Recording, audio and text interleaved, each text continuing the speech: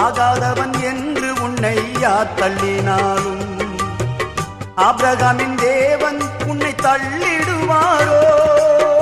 தஞ்சம் என்று வருபவரை தள்ளாத நேசரவே, தஞ்சம் என்று வருபவரை தள்ளாத நேசரவே, அஞ்சிடாதே மகனே மகளே என்று உன்னை தேற்றிடவே உனக்கொருவர் இருக்கின்றார், உன்னை விசாரிக்க துடிக்கின்றார், உன்னையும் என்னையும் இயேசு நேசிக்கிறார்.